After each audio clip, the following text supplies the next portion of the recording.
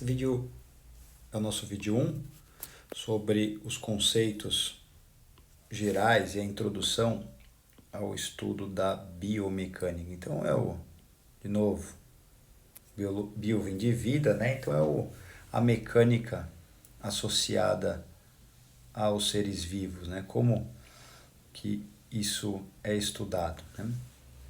A biomecânica, ela se preocupa em descrever de forma a utilizar a física para explicar como que ocorrem os movimentos no tecido biológico, os movimentos no corpo.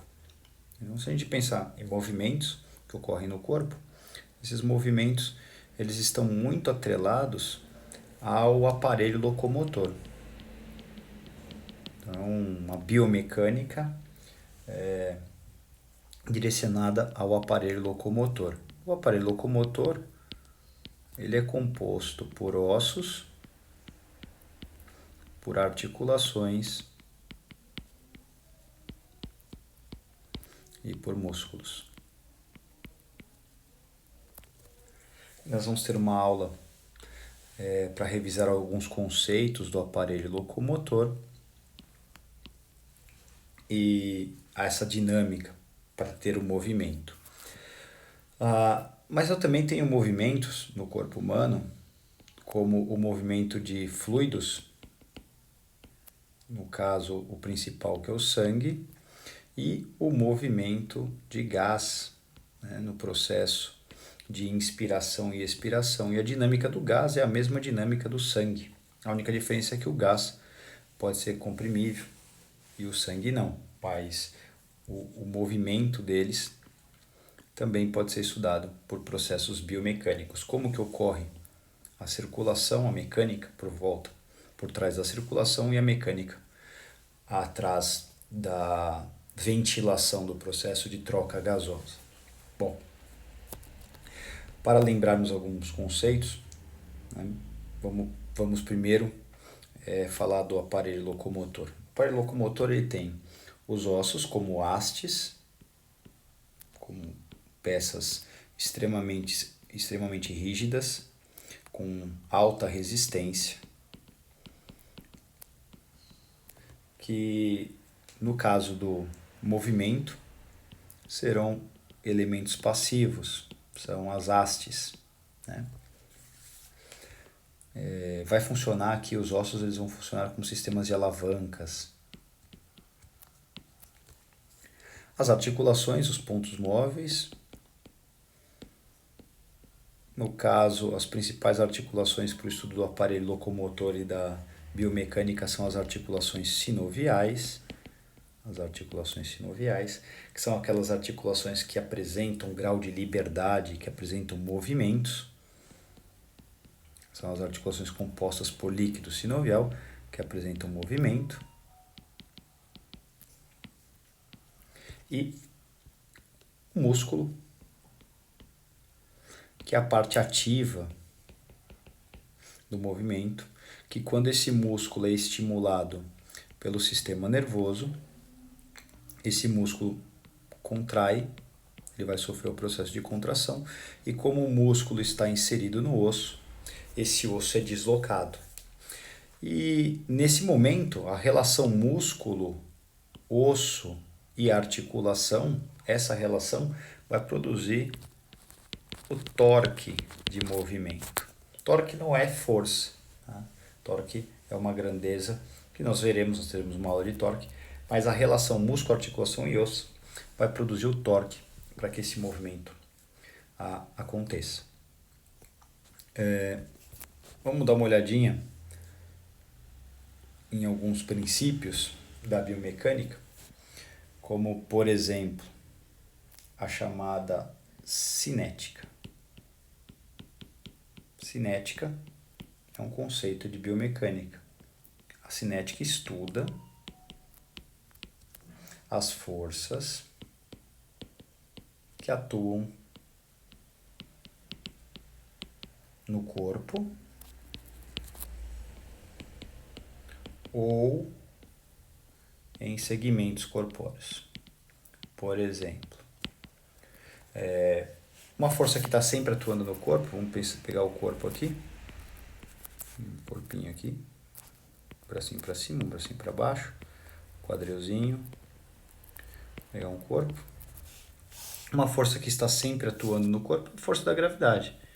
Então aqui eu tenho uma força e o meu corpo, para vencer a ação da gravidade, para ficar em posição ereta, bípede, eu preciso fazer uma força contrária, de mesma intensidade se eu quiser só vencê-la, né? Ou igualá-la. Tá agindo no corpo inteiro, mas eu poderia pensar no movimento de flexão do cotovelo, eu quero dobrar esse cotovelo. Então aqui está o ombro, o braço, o cotovelo, o antebraço e a mão, e a mesma força atuando agora no segmento. E eu vou dobrar esse cotovelo. Vou fazer o movimento de flexão, a gente já vai revisar. Quer dizer que eu estou estudando forças de sentido contrário, né? No caso, cinemática está muito envolvido com estudo vetorial. Percebam? Eu tenho um vetor de força, que é a gravidade, num sentido, e a minha musculatura, a posição do meu corpo, faz uma força de forma inversa, um vetor inverso. Significa que esse estudo vetorial tem muito a ver com a lei da ação e reação de Newton, né? Toda força aplicada vai ter uma resposta de sentido contrário com a mesma intensidade que foi realizado, né? Então essa é a cinética. A cinética acaba estudando o vetor de forças, tá? Um outro conceito é a cinemática. A cinemática, ela descreve o movimento, ela estuda o movimento. Então, dentro da cinemática, eu tenho os movimentos do corpo e vou descrever esses movimentos de duas formas. O movimento, para acontecer, precisa de uma alteração na articulação. Então, a articulação precisa sofrer alterações e, conforme essa articulação se altera, o estudo é chamado de artrocinemática. Já vou exemplificar para vocês. E quando essa articulação se desloca, eu tenho o produto final, eu tenho o movimento dos ossos. Os ossos que formam as articulações, eles se mexem junto. Eu tenho a osteocinemática. E o start disso é dado pelos músculos. Então, vamos dar uma olhadinha no que é essa tal da artrocinemática, da osteocinemática, para entendermos. Então, imagina que eu tenho aqui o meu membro superior, pendente ao lado do tronco, numa posição anatômica, né? E agora vou realizar o movimento de abdução. Vou abduzir. Bom, a cinética é o estudo do vetor, né? Então eu tenho o vetor de força da gravidade, eu vou ter uma força contrária. Então esse é o estudo da cinética. A cinemática vai estudar justamente o que acontece na articulação do ombro para ter o movimento de abdução, chamado de artrocinemática, e esse deslocamento ósseo que teve da posição anatômica para essa posição de 90 graus, esse deslocamento ósseo chama osteocinemática. Quer dizer que a artrocinemática e a osteocinemática vão produzir no final o movimento. O movimento de abdução é produzido pelo movimento articular e o deslocamento ósseo, né? Então, só para dar um exemplo disso. Bom, a osteocinemática aqui. A osteocinemática foi, os meus ossos agora estão abduzidos a 90 graus em relação à posição anatômica. Mas como que isso aconteceu lá na articulação? Então, se a gente lembrar um pouquinho da articulação do ombro, a gente vai ter um estudo de cada articulação para compreender no movimento, aqui ó, o húmero, aí o húmero está encaixado na cavidade glenoidal, lá da escápula. E o que acontece? Para ter a abdução, esse húmero tem que se deslocar 90 graus, então essa partezinha tem que vir para cá. Então se ele girar, ele tem que girar para cima. Se ele deslocar para cima, se ele só girar, imagina que essa bola aqui do húmero girando aqui na glenoide, né, se ela girar aqui para a glenoide, ela vai escapar da glenoide. Então o que acontece? Ao mesmo tempo que essa cabeça do húmero gira, ela escorrega um pouquinho para baixo, para ela se manter encaixada na glenoide. Senão ela faria isso aqui. Deixa eu exemplificar de uma outra forma. A cavidade glenoide está aqui. Então no movimento de abdução, aquele húmero aqui encaixado, se ele só girar na cabeça na cavidade glenoide, a cabeça do húmero vem aqui para cima, ó, e o corpo vem para cá, ele escapa. Ele fez o seu giro, só que ele subiu.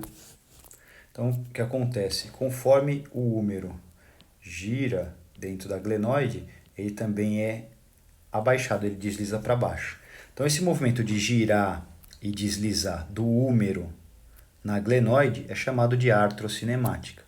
Significa que a rotação do húmero e o deslizamento para baixo promove a abdução óssea. Então, a artrocinemática com a osteocinemática. Isso, nós vamos estudar articulação por articulação, não precisam se preocupar com se desloca para cima, para baixo, vai ser um estudo de cada articulação de forma específica. Para entendermos isso, a artrocinemática e a osteocinemática, temos que pensar nos movimentos do corpo. Então, quais são os movimentos básicos do corpo humano? Então, movimentos do corpo humano.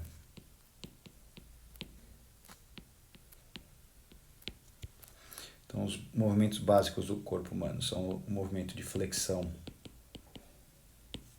e extensão,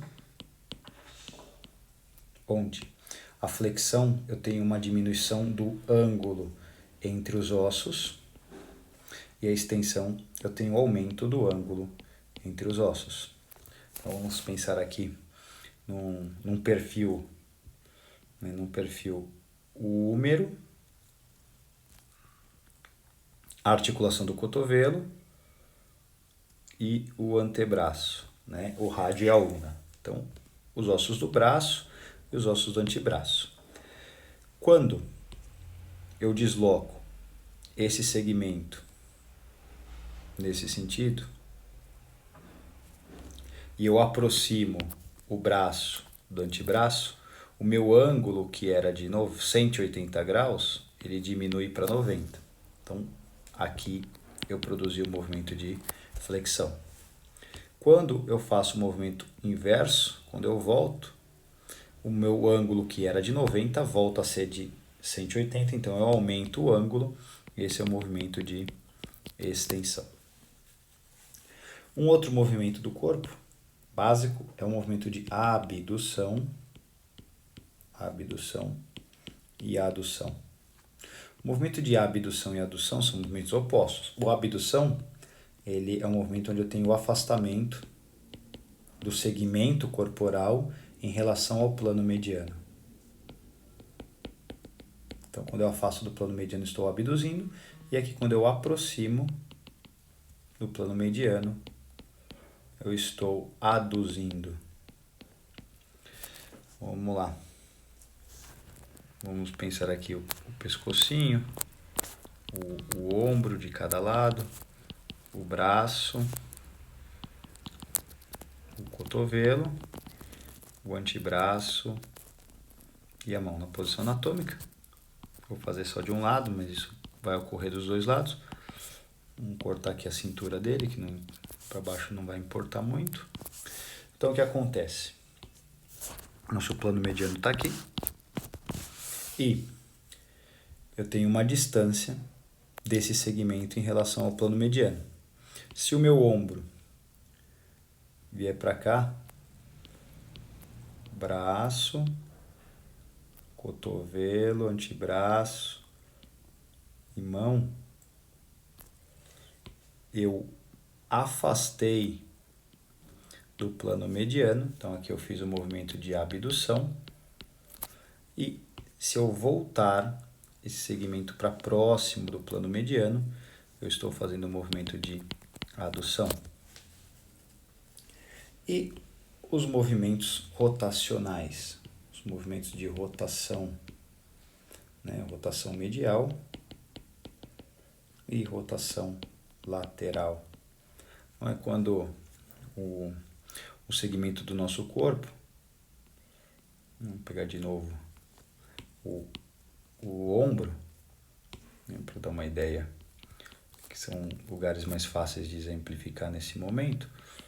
Vou pegar aqui o braço de novo, cotovelo, antebraço e a mão. Quando eu giro para dentro a rotação medial, e se eu girar para fora o segmento rotação lateral. Então são movimentos rotacionais. Ou quando eu giro a cabeça, poderia...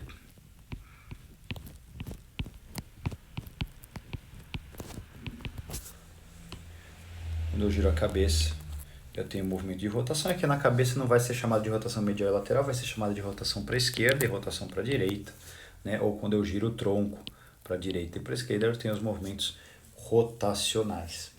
Tá? Existem movimentos especiais que nós vamos ver no momento específico, que é o movimento de pronação e supinação. Pronação e supinação ocorrem no antebraço e nada mais, eles são movimentos rotacionais, né, de pronação e supinação. Só que o que acontece? Cada movimento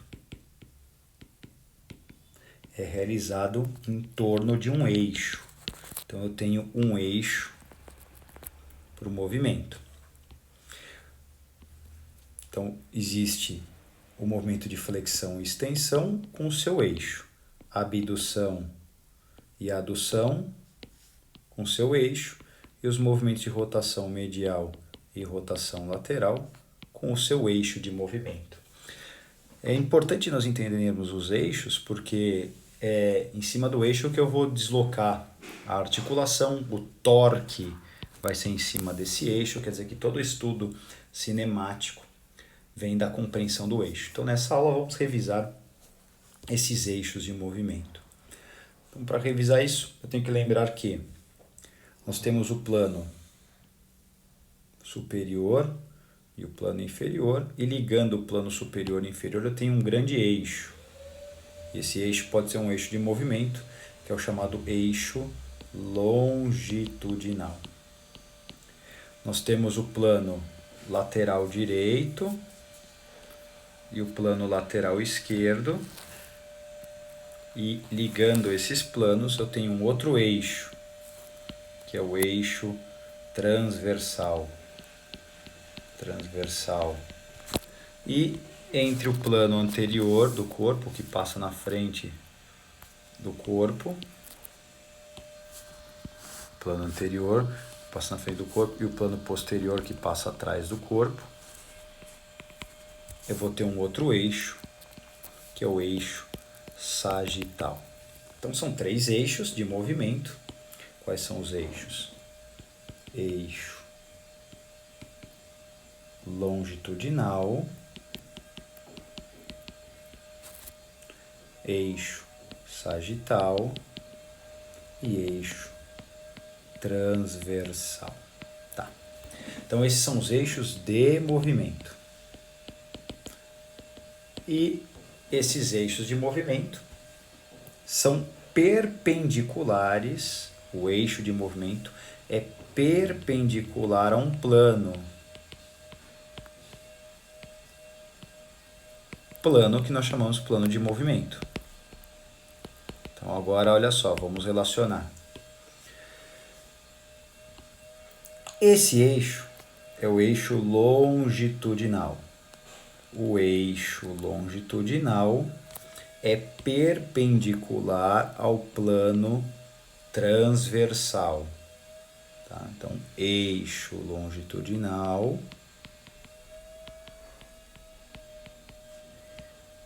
ele é perpendicular ao plano transversal.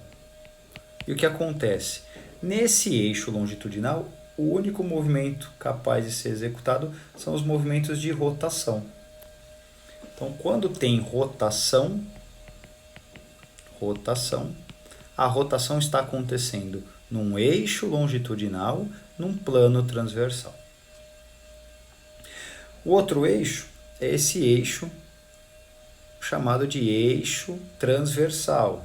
Então, o eixo transversal ele é perpendicular ao plano sagital. Plano sagital. E nesse eixo transversal eu consigo diminuir o ângulo ou aumentar o ângulo das articulações. Quer dizer que no eixo transversal ocorrem os movimentos de flexão e extensão. A flexão e extensão ocorre no eixo transversal, no plano sagital. E o nosso último é o eixo antero-posterior, né? Aquele eixo de trás para frente, que é o eixo chamado de sagital. E esse eixo sagital ele é perpendicular ao plano frontal. Então, eixo sagital é perpendicular ao plano frontal. E aqui eu consigo afastar e aproximar os membros do plano mediano, acontecendo os movimentos de abdução